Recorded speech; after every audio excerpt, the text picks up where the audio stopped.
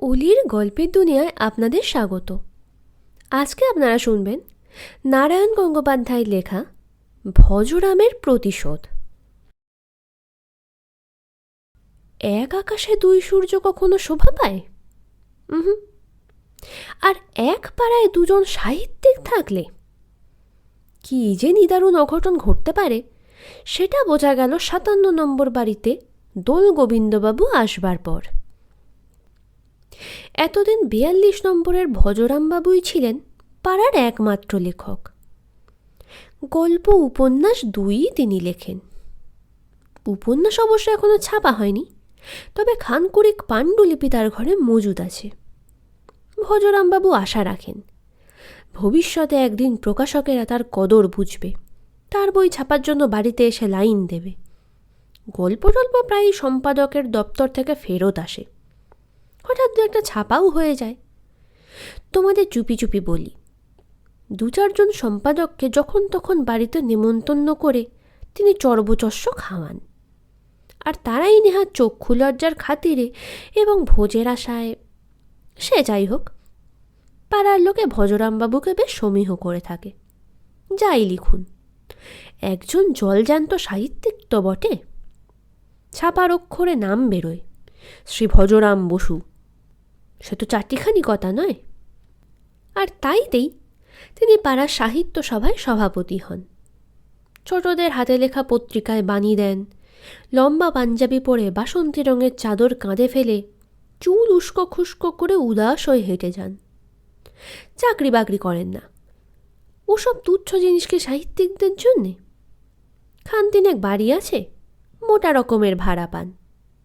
আর ভজরামবাবু ভালো মন্দ খেয়ে দিয়ে উঁচু উঁচু সাহিত্য বিষয় নিয়ে চিন্তা করেন। এইভাবে দিনগুলো যখন চমৎকার কেটে যাচ্ছিল, তখন হঠাৎ ৫৭ নম্বর বাড়িতে দোল গোবিন্দ দে এসে হাজির হলেন। তিনি কোথায় ভালো একটা চাকরি বাকরি করেন, কিন্তু সেটাই তার আসল পরিচয় নয়। তিনি বেশ নাম ডাকওয়ালা কবি। তার কবিতা কেউ ফেরত দেন না, বরং সম্পাদকেরা ধর্ণা দেন তার কাছে। বাজারে তার অনেক বই টইও আছে। ছোটরা তার লেখা দারুণ ভক্ত। ভজরামবাবু প্রথমে বিশেষ পাত্তা টাত্তা দেননি। একে কবি, তাই বাচ্চাদের লেখক। কবিতা লেখে কারা? গল্প উপন্যাস লিখতে যাদের বিদ্যায় কুলোয় না। আর শিশু সাহিত্যিক রামও, তাদেরকেও আবার লেখক বলে গণ্য করে নাকি? ভজরামের ছেলে নকুল রোমাঞ্চিত হয়ে বলতে এলো, জানো বাবা, পাড়ায় একজন বিখ্যাত লেখক এসেছেন, কবি দোলগোবিন্দ দে। শুনে ভজরাম দাঁত খিঁচিয়ে তাকে ধমক লাগালেন একটা। দোলগোবিন্দ আবার লেখক? আর শোলাও পাখি, গুবরে পোকাও এরোপ্লেন। তোকে বেশি ওস্তাদি করতে হবে না, এখন মন দিয়ে জিওগ্রাফি পড়গে। আর ফের যদিও সব দোলগোবিন্দ ঢোলগোবিন্দর কথা আমাকে বলতে আসবি, তাহলে কান দুটো একেবারে উপড়ে নেবো, মনে থাকে যেন। নিজের ছেলের কান না হয় উপড়ে নেওয়া যায়, কিন্তু পাড়ার সব ছেলের কান যে অত সহজেই পাকড়ে ধরা যায় না, সেটা ভজরাম কিছুদিনের মধ্যেই টের পেয়ে গেলেন। পাকুড়গাছি লেনের শুভ্রিকা বরণ উৎসব এসে গেল। আসলে ব্যাপারটা সরস্বতী পুজো, কিন্তু আজকাল নানা কায়দায় শালু টাঙানো হয়। কেউ লেখে বাগদেবী বন্দনা, কেউ লেখে শুক্লাবরণ, কেউ বা লেখে শুভ্রা অর্চনা। এই শুভ্রাকে আরেকটু কাব্যিক মতে ভজরামবাবু শুভ্রিকা করে দিয়েছিলেন। এতদিন সেটাই চলছিল, কিন্তু হঠাৎ রাস্তায় বেরিয়ে শুভ্রা বরণে লেখা শালু টাঙানো দেখেই মেজাজ বিগড়ে গেল তার। পাড়ার ২-৩ জন পান্ডা গোছের ছেলে সামনেই রাস্তার ওপর উবু হয়ে বসে বেশ মন দিয়ে ফিরিওয়ালার কাছ থেকে ফুচকা খাচ্ছিল। ভজরাম ডাকলেন, ও হে শ্যামল নেবু কেলো। ফুচকা চিবোতে চিবোতে ৩ জনই এসে হাজির হলো। কি ব্যাপার? কড়া গলায় ভজরাম জিজ্ঞেস করলেন। এর মানে কি? শুভ্রিকা বদলে শালুতে শুভ্রা লেখা হলো কেন? ৩ জনেই চুপ। রাস্তায় পা ঠুকে ভজরাম বললেন, চুপ করে থাকলে চলবে না, এর জবাব চাই। আগে দোলগোবিন্দবাবু। ও, সেই কবিবর, তিনি বুঝি ওস্তাদি করেছেন? আগে ওস্তাদি করেননি। নেবু এবার ঢোক গিলল। তিনি বললেন, শুভ্রিকা বলে কোনো শব্দ ব্যাকরণে হয় না। সরস্বতী পুজোয় সব ভুল থাকা উচিত নয়। তাছাড়া 20 টাকা চাঁদাও দিয়েছেন। বটে, 20 টাকা চাঁদাই তবে আসল কথা। রাগের চোটে ভজরামের মগজের ভেতরে যেন 3 ডজন উচ্চিংড়ে লাফাতে লাগলো। তাহলে আর আমাকে কেন ওই কপিরাজকে নিয়েই থাকো? শুভ্রিকা হয় না, তাহলে কালিকা হয় কি করে? বিথিকা হয় কি করে? পুঁটি মাছকে পুণ্ডিকা বলে কেন? ব্যাকরণ দেখাতে এসেছে। তাহলে ওই ব্যাকরণওয়ালা ঢোল গোবিন্দকে নিয়েই তোমরা ব্যা করো। তোমাদের সাহিত্য সভায় আমাকে আর ডেকো না। স্যার স্যার করে শ্যামল, নেবু, কেলো একসঙ্গে হাহাকার করে উঠল। কিন্তু ভজরাম আর দাঁড়ালেন না, হন হন করে বাড়িতে এলেন। ফিরে এসে 1 পেয়ালা চা খেয়ে মাথাটা একটু ঠান্ডা হলো। ভাবলেন, এবার আচ্ছা জব্দ করে দিয়েছেন। প্রত্যেক বছর শুভ্রিকা বরণের দিন সন্ধেবেলা প্যান্ডেলে একটা সাহিত্য সভা হয়। পাড়ার ছেলেরা গল্প কবিতা পড়ে এবং সভাপতি হিসেবে ভজরাম তাদের নানা রকম সদুপদেশ দেন। 8 বছর ধরে বাঁধা সভাপতি হয়ে এই মহৎ কাজটি তিনি করে আসছেন। তিনি না গেলে সাহিত্য সভাই পণ্ড হয়ে যাবে। ভজরাম ভাবলেন, ছেলেরা আজই তার কাছে আসবে, ক্ষমা চাইবে, সালুতে শুভ্রা কেটে শুভ্রিকা লেখা হবে। কিন্তু 1 দিন, 2 দিন, 3 দিন, 7টা দিন কেটে গেল। কোথায় কি? শুভ্রা তেমনই ঝুলতে লাগলো। মিত্তিরদের বাড়ির সামনের খোলা জায়গাটায় প্যান্ডেলের বাঁশ পড়ল। শ্যামল, নেবু, কেলো, মন্টু, হাবু, নেদা চাঁদা আদায় করে প্রতিমা বায়না দিয়ে মাইকের ব্যবস্থা করে হয়রান হয়ে গেল। কিন্তু তার কাছে আসবার জন্যে কারো এতটুকু গরজ দেখা গেল না। এবং শেষ পর্যন্ত হতভাগা নকুলটাই হাতে করে চিঠি নিয়ে এলো তার কাছে। সুধি, আমাদের শুভ্রা বরণে। চিঠিটা তক্ষুনি ছুঁড়ে ফেলতেন, কিন্তু মনে হলো সাহিত্য সভার কি হবে? স্বনামধন্য কবি শ্রীযুক্ত দোলগোবিন্দ দে সভাপতির আসন গ্রহণ করে। স্বনামধন্য? দাঁতে দাঁতে কিরমির করলেন ভজরাম। কই, এই 8 বছর ধরে তার নামের আগে তো কখনো স্বনামধন্য লেখা হয়নি। শ্রীযুক্ত দিয়েই কাজ সারা হয়েছে। যত খাতির ওই ঢোল গোবিন্দার জন্যে বটে। নকুল গলা খাঁকারি দিয়ে বললে, বাবা। বজ্র দৃষ্টিতে ভজরাম তার দিকে তাকালেন। বাবা, ওরা তোমার কাছে আসার সময় পেল না। আমাকে বলে দিয়েছে দোলগোবিন্দবাবু মোটেই বক্তৃতা করতে পারেন না। তুমি যদি সবাই একটু ভাষণ দাও। পায়ের নখ থেকে চুলের ডগা পর্যন্ত 5000 ভোল্ট ইলেকট্রিসিটি বয়ে গেল ভজরামের। এমন আকাট মুখ্য গারল ছেলেও মানুষের হয়। পিতার এই জ্বালাময়ী অপমানে কোথায় মরমে মরে যাবে তা নয় দাঁত বের করে বলছে যদি একটু ভাষণ দাও। নকুলকে লক্ষ্য করে 1.5 মণ ওজনের চাটি হাঁকড়ালেন একটা। নকুল লাফিয়ে পালিয়ে গেল। লক্ষ্যভ্রষ্ট চাটিটা একটা কালি শিশিতে গিয়ে পড়ল। সেটা ছিটকে চলে গেল দরজার বাইরে, ভেঙে গুঁড়ো হয়ে গেল। আর ভজরামবাবুর শখের সাদা নাগড়া জুতো জোড়াটার 12টা বেজে গেল। শুভ্রা কিংবা শুভ্রিকা বরণের সাহিত্যবাসর বসছে। কিছুতেই যাব না পণ করেও শেষ পর্যন্ত আসরে হাজির হয়েছেন ভজরাম। দোলগোবিন্দ লোকটাকে একবার ভালো করে দেখে নিতে চান। বাচ্চাদের কবিতা লেখে, সে আবার সাহিত্যিক।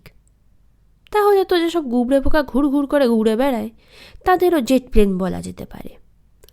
পাড়ার ছেলেরা ভজরামকে খাতির করে একেবারে মঞ্চের ওপর দোলগোবিন্দের পাশে বসিয়ে দিল। হাজার হোক, তিনিও তো লেখক, আর কমসে কম 8 বার এই সভায় সভাপতি হয়েছেন। ছেলেরা পরিচয় করিয়ে দিলে। দোলগোবিন্দ মিষ্টি হাসিতে ভজরামকে অভ্যর্থনা করলেন। আর সেই হাসি দেখে ভজরামের পিত্তি পর্যন্ত জ্বালা করে উঠল। তখন কবিতা টবিতা পাঠ শুরু হয়েছে, কিন্তু কিছুই কানে যাচ্ছিল না ভজরামের। তিনি কটকটে চোখ মেলে এক দৃষ্ট দোলগোবিন্দকে, যাকে বলে অভিনিবেশ সহকারে পর্যবেক্ষণ, তাই করতে লাগলেন। আরে ধ্যাত, ইনি আবার স্বনাম ধন্য। গুটগুটে ছোট চেহারা, রং কালো, মাথায় নিটোল একটা টাক। এ যদি কবি হয় তাহলে তো চামচিকেও কি বলে পক্ষীরাজ ঘোড়া। একে বরং বাঁধাকপি বলা যায়, অনেকটা সেই রকম দেখতে। আর ভজরাম, তার লম্বা চওড়া মস্ত চেহারা, ফুটফুটে গায়ের রং, সোজা সিঁথি কাটা চুলের দুপাশে বাবরি, চোখে সোনার চশমা। অচেনা লোকেও সমীহ করে ভাবে একটা কেউকেটা হবেন। তার জায়গায় এ সভাপতি, সিংহের আসনে শেয়াল। সাহিত্য সবার কাব্য পাটটাট হয়ে গিয়েছিল। মুচকি হেসে দোলগোবিন্দ উঠে দাঁড়ালেন, মিনমিন করে বললেন, তিনি অল্প স্বল্প লেখেন বটে, কিন্তু বক্তৃতা টক্তৃতা তার আসে না। ছোটদের লেখা শুনে খুব খুশি হয়েছেন, এইটুকুই তার বক্তব্য। তিনি এবারে পল্লীর বিশিষ্ট লেখক ভজরাম বসুকে আহ্বান জানাচ্ছেন কিছু বলবার জন্য। কাঁকড়া বিছে লেজেই বিষ। ভজরাম ভাবলেন, কেন, স্বনাম ধন্যটন্য বলতে কি জিভ টাকরায় আটকে গেল? পল্লীর বিশিষ্ট লেখক, পল্লীর বাইরে তার লেখা বুঝি কেউ পড়ে না? আগুন হয়ে ভজরাম বলতে শুরু করলেন। মাইকের ভেতর দিয়ে তার মেঘমন্দ্র স্বর ছড়িয়ে পড়ল। আমার আর বলবার কি আছে, যখন স্বনামধন্য একজন কবি এখানে হাজির আছেন। তিনি আবার যেসব কবি নন, বাচ্চাদের জন্য কবিতা লেখেন।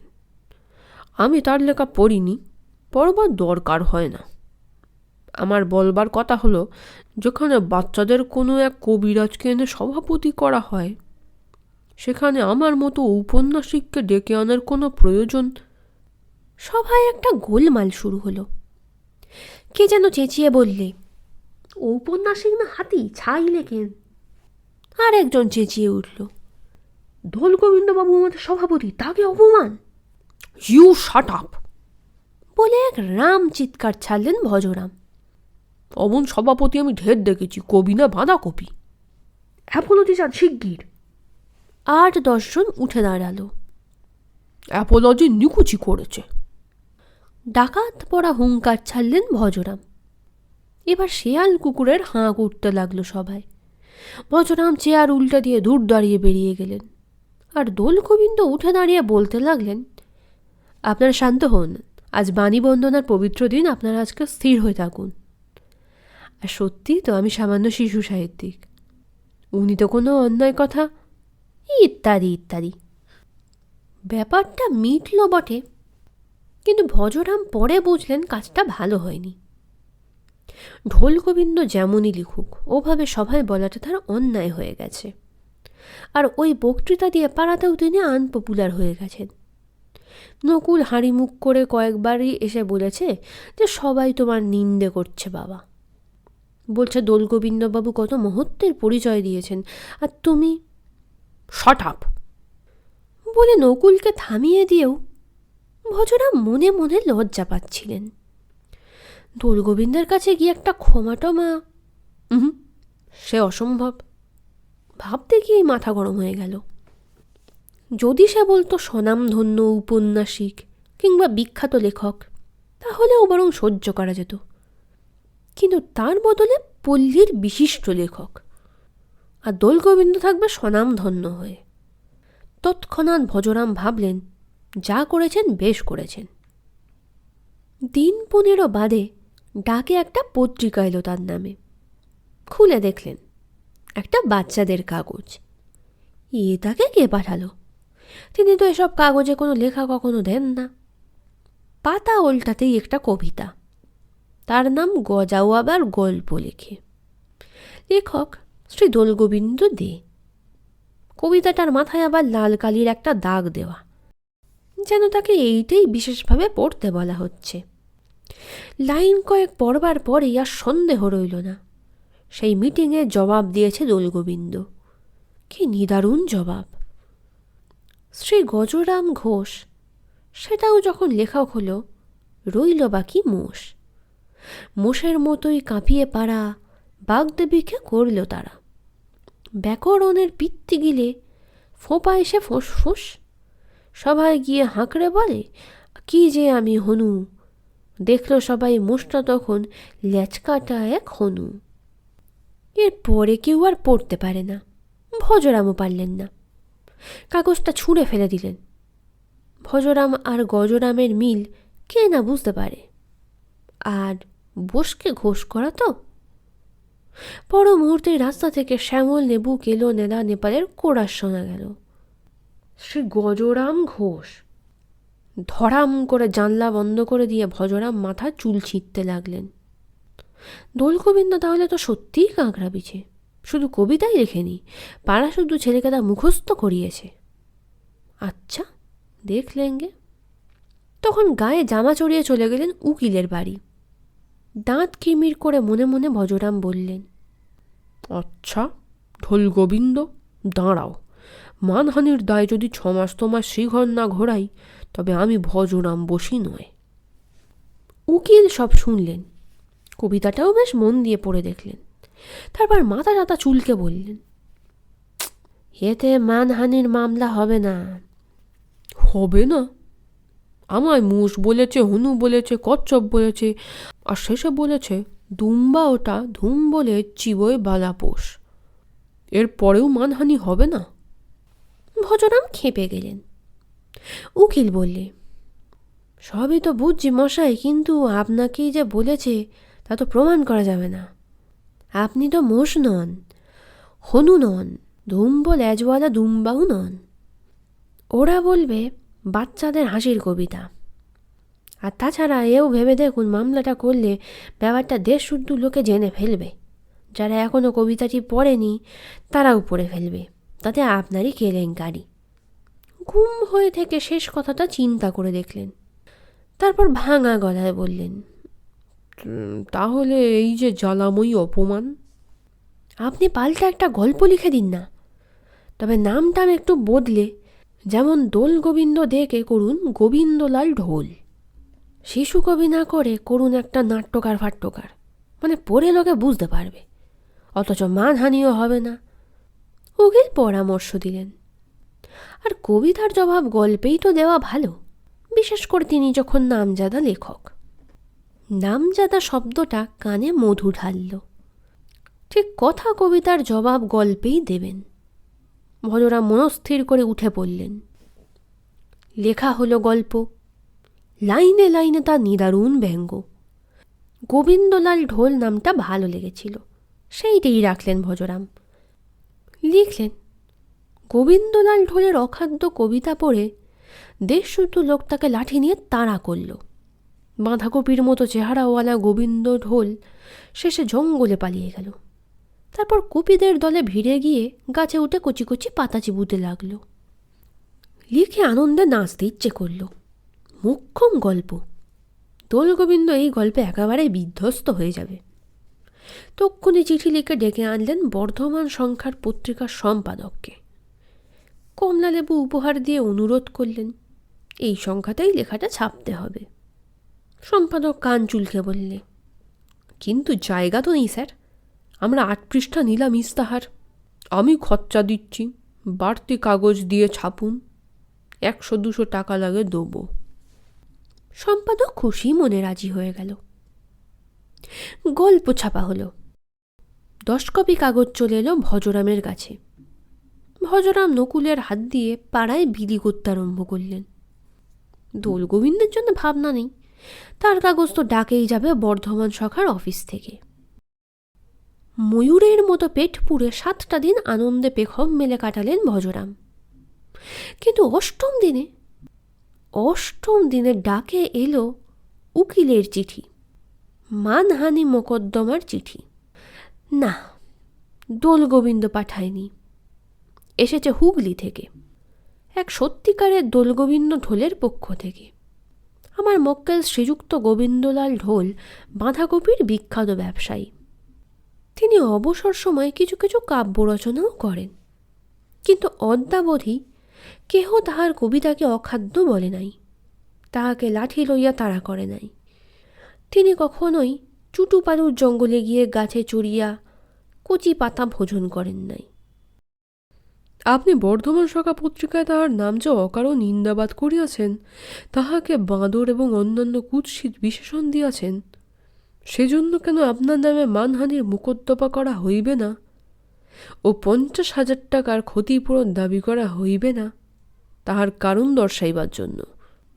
কারণ দর্শাইবার আগেই ভজরাম ধপাত করে ঘরের মেঝেতে বসে পড়লেন। আর সেই মুহূর্তে তার মনে হলো তিনি একটি বাঁধাকপি ঠাসা, নিরেট অতিকায় একটি বাঁধাকপি। গল্পটি ভালো লেগে থাকলে ভিডিওটিতে একটি লাইক করতে ভুলবেন না এবং বাংলা সাহিত্যের আরও গল্প শোনার জন্য চ্যানেলটি সাবস্ক্রাইব করে দেবেন।